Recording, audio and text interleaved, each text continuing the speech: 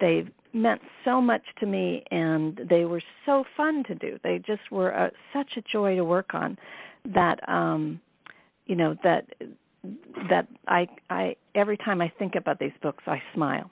Me too. And yeah, so that in itself is part of the favorite parts. The other parts are just I worked on all three of them with Sam Intrater, who's been my colleague and co-editor, co-writer on many projects. And Sam and I are very good friends, and so that is part of the joy. It has a lot of ease, and we have a lot of fun, and we laugh a lot while we work together. And even though we're states, he's in Massachusetts and I'm in Maryland, we still connect very well with each other. So that has an ease to it, which always makes it fun and easy. And Sam is he has an ability to ask the questions that get to something that's kind of underlying the reflection of the contributor that the contributor might not even see.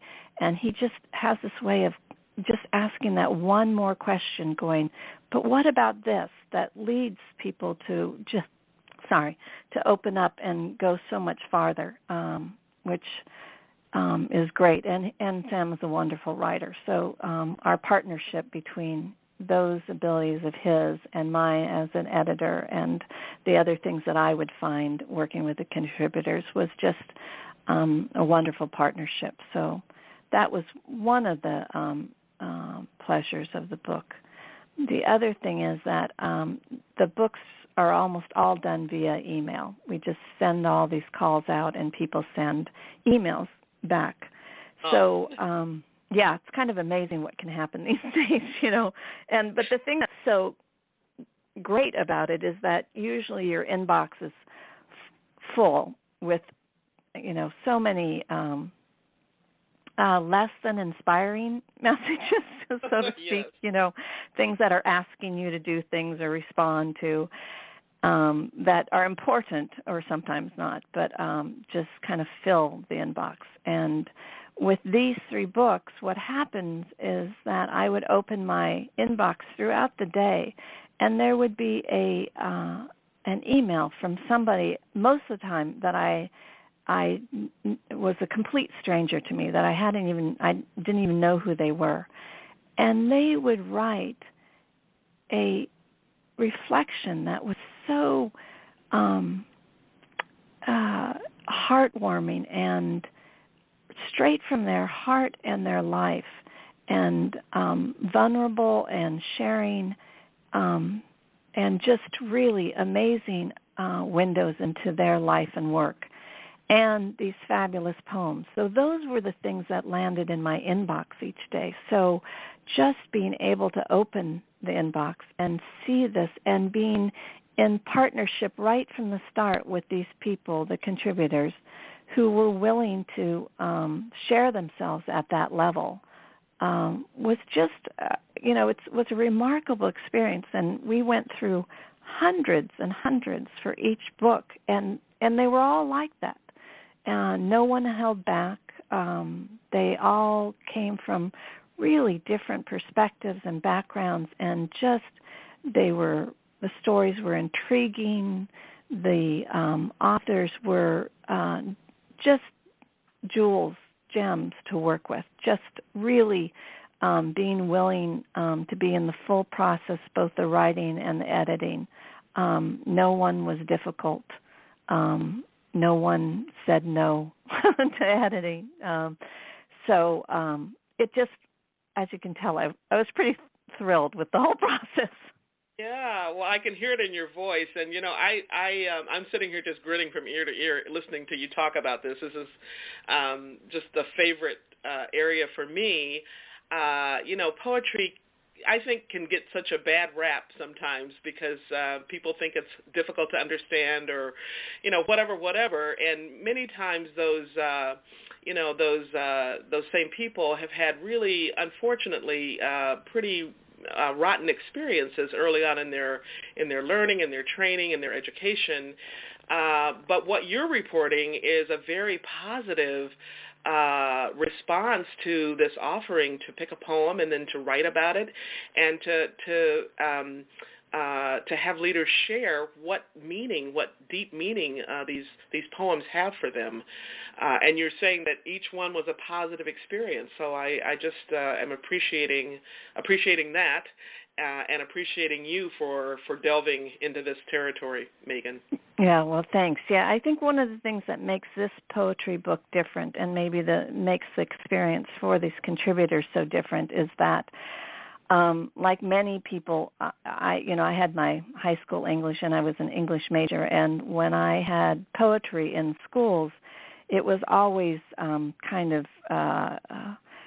pounding them out, extracting meaning and analyzing. And I, to be honest, didn't enjoy poetry all that much in high school and college. And it wasn't till working actually with Parker Palmer with the Courage to Teach work that he does and how he works with poetry and these books where it really was not saying what is the meaning in this poem in terms of an analysis, but what does this poem mean to me? What does this poem open up in my life? What is this poet saying to me? The poet may not have thought of that particular thing, but the poet is saying that to that particular person. So I think being able to have that orientation to a poem opens up so much more and takes it out of the kind of narrow, painful thing that we might have experienced early on. And I think the other thing is that people did pick their favorite poems, so obviously they had some relationship to these poems as well. So they bring that depth of love and caring about the poem and wanting to share it. And when they talk about the poems, they don't talk about them, like I said, in this analytical way, but it really is often the poem that helps them, that guides them somehow in their life, that enables them after a really, really difficult day to read and get renewed to go back the next morning and begin again. So these poems are not just poems that are sitting on a bookshelf getting dusty. These are used poems. These are poems that are companions. They offer inspiration and guidance and solace to these people. So they are active elements in their life.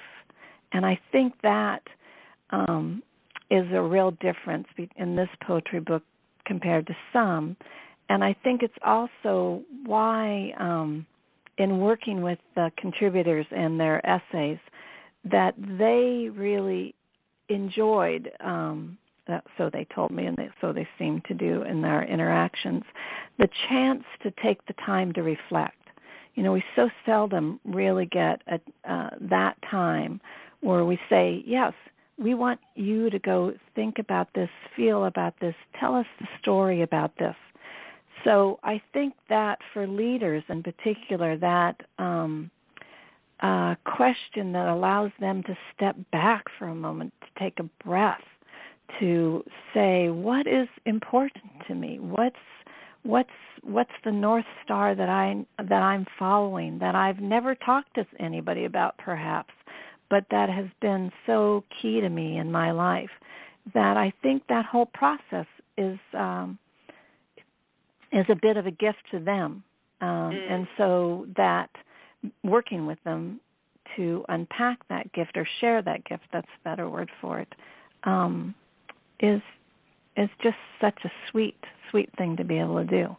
Yes, thank you. That's really helpful. Thank you for talking about it. As you were talking, the word companion kept popping up in my just in my consciousness, and I was also thinking about Muriel Rukeyser's lovely saying that the world is not made up of atoms; it's made up of stories, right? Yeah, that's beautiful. Isn't that true? Yes, it's so true. And we all love a good story, right? We all right.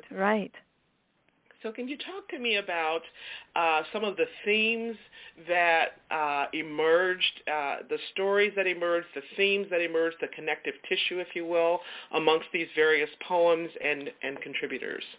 Sure. I mean, I think one of the things that's fascinating about both this book in particular, because it does have such a wide range of contributors to it, that like you said earlier, they may not even have thought of themselves as leaders, and be side by side folks that are identifiable and known leaders, and then in fields that even if the people aren't known, the heads of organizations, they have that word leader around them a lot, so they kind of perceive themselves that way. But we also have, like I said earlier, coaches, we have parents, we have architects. Those people may not see themselves as leaders. So having them side by side in the same book, or as we put the book together, I think what's really interesting is the themes that came out as we worked with them. We did not, on all three of the books, we never assume that we're going to know anything about the book until we have it already out in front of us, really. We gather together the contributors, the selections, and we narrow it down to about 100 selections per book, a little less than that. And then we swirl them around. We literally put them on a very, very large conference table and move them around, physically move them around, so to keep grouping them together, to kind of going, well, this one seems to be talking about this, and that one seems to talk about that. Maybe they're in the same conversation, and maybe they sometimes they fit together really closely, and sometimes they take it in a slightly different direction. But you kind of start realizing they're talking about the same inherent theme. The same theme kind of drive is behind all the particular stories and poems in this particular area. So we keep swirling and swirling and swirling them around until we have approximately 8 chapters with 10 or 11 or something like that, poems and stories under each one. And then when we've kind of done all that, then we try and name the theme. Mm-hmm. And then and try and articulate it, Sam and I, just between the two of us, going, okay, what is this theme? What does everybody seem to be talking about here? What words would we give to give as a heading for that, to pull it all together? And then we try and articulate it a little bit back and forth to each other. And after we've done that, then we kind of look at all the piles again and kind of go, well, is everybody in the right pile? Sometimes it's like, well, no, that guy over there really talks about this more than this person. And so there again is a little bit of a swirling around that happens. But through all that, the themes really do emerge. They come through quite strong and clear. That these are the things that they are talking about. And so it enables us to group them in a way that feels true to what they're trying to tell us, mm-hmm. what they're saying to us, and to have a flow that works together. So for this book, the chapters or themes are called Defining Moments, Sometimes It Aches, Pay Attention, The Real Bottom Line, Dare to Endure, Leading Together, and Back at It. So those were the swirling places that we landed. Yes. And all of those themes are so poignant for leaders. I mean, I as a leader myself, I relate to every single one. And I'm wondering, Megan, if you feel comfortable, I would love to have you maybe read your favorite poem or your favorite entry or both. Would you feel comfortable doing something like that? Sure. It's interesting because as I was reading this book this morning in preparation for this conversation with you, I just opened the book. And as is often the case, the poem and story I read felt like it was just the one for this moment for me in my life and in this conversation with you. And so for this moment, this one's my favorite poem. Okay. It might be later